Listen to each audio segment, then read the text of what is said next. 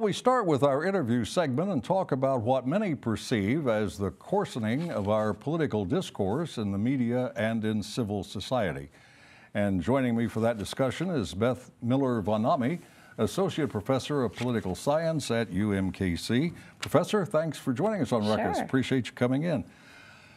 The concern about political debate becoming too coarse, too harsh, is that anything new? I would say it is. Over the last 10 to 20 years, we've seen a real sea shift from political disagreement in the sense of policy debate and values debate to really a move, I think, to what we would call the politics of destruction, where it's become much more personal. And so it's not enough that your policies are ineffectual or that your policies are wrong-headed.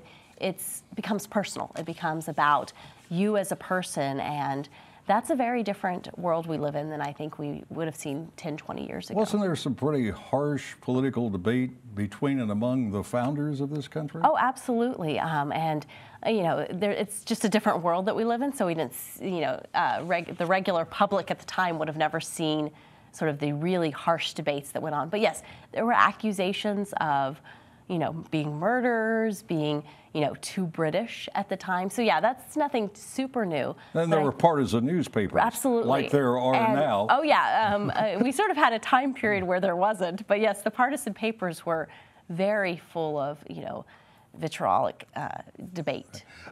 We kind of expect a program named Ruckus to generate political debate, and it does.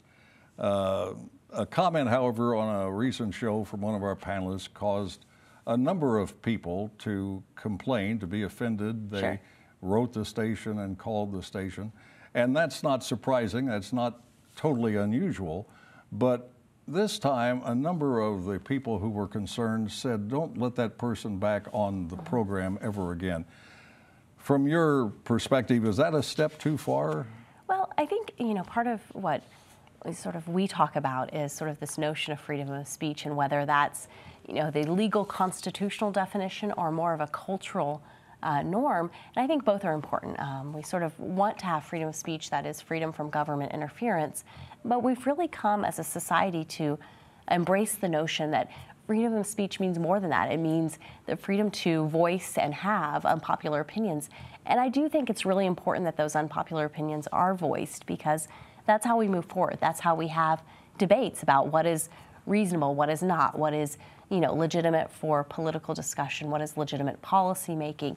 And so I actually do think it's important that we hear those unpopular opinions, even if they make us uncomfortable, even if we get offended. It's important to have those voices out there so that we can talk about them, so that we can decide where we are as a society. You know, when I was a little kid growing up, people used to say, and maybe they still do, to children, sticks and stones may break my bones, but words will never harm me.